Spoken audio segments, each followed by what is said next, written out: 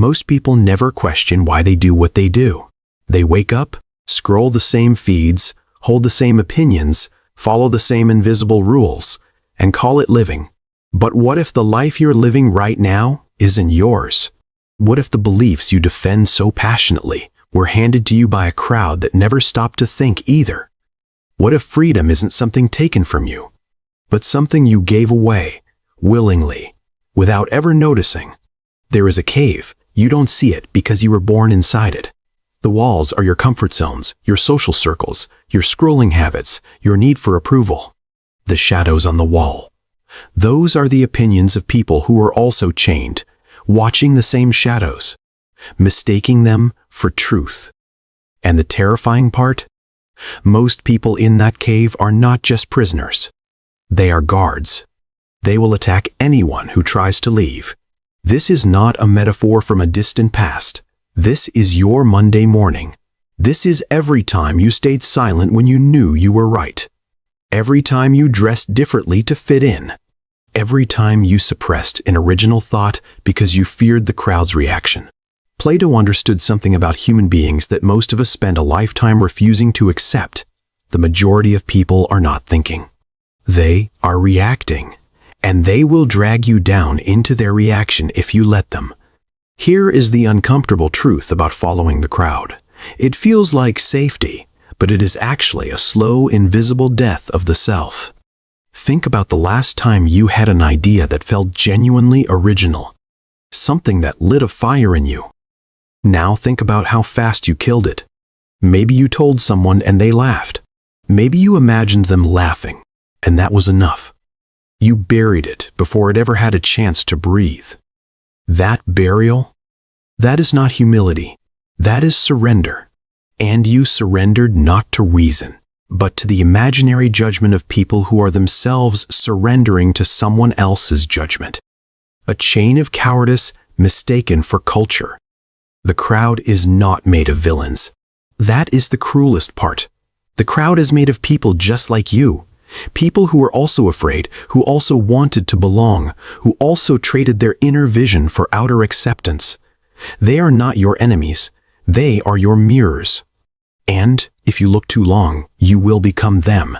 Plato called this the philosophical life. The willingness to turn away from the shadows and face the fire that casts them, even when it burns your eyes. But here is what the story never tells you clearly enough. The man who escapes the cave does not return triumphant. He returns blinking, stumbling, barely able to articulate what he has seen, and the prisoners mock him. They do not celebrate him. They call him delusional. They call him dangerous. In some versions of the story, they kill him. Does that sound familiar? Think of every visionary in history who was ridiculed before being revered. Think of every person in your life who dared to be different, who was quietly crushed by the weight of collective disapproval. The crowd has always known exactly how to protect itself from truth. It calls truth arrogance. It calls clarity madness. It calls individuality selfishness.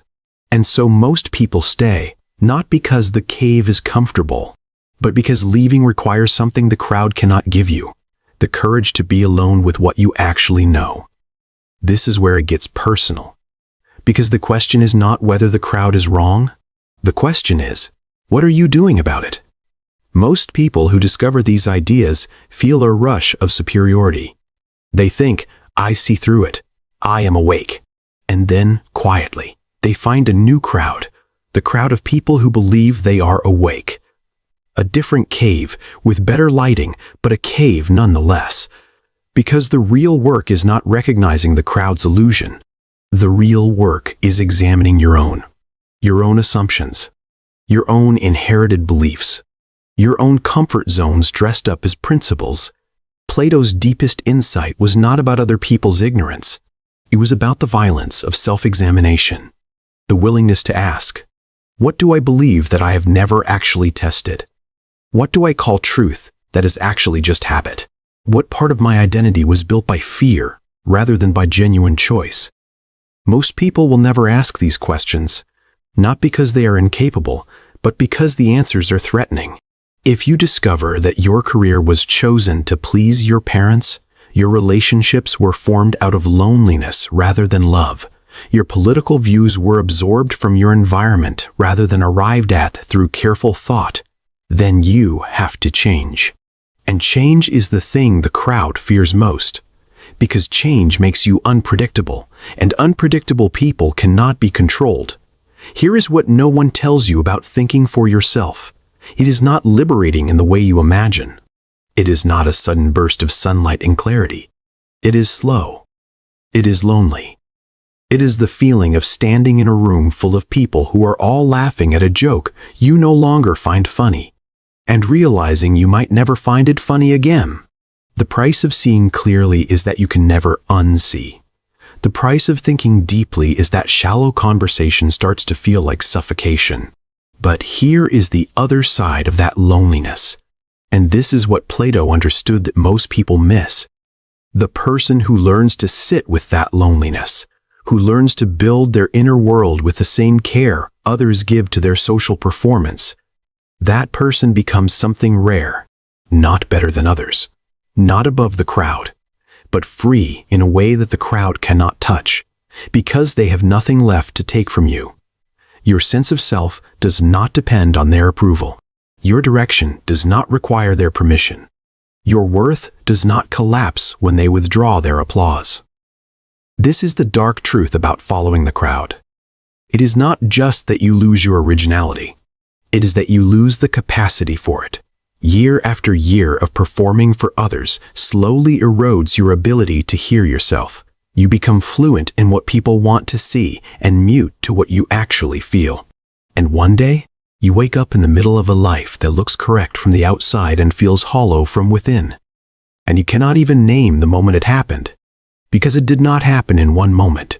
It happened in 1,000 small surrenders, each one so reasonable at the time. The question Plato was really asking, the question beneath all the philosophy, all the allegory, all the dialogues, was this: what kind of person do you want to be when no one is watching? What choices would you make if approval were not a currency? Who are you beneath the performance? Most people are terrified of that question, because they have spent so long performing that they are no longer certain there is anyone underneath. But you are still here. You are still asking. And that quiet refusal to stop questioning is the beginning of everything Plato ever meant by wisdom.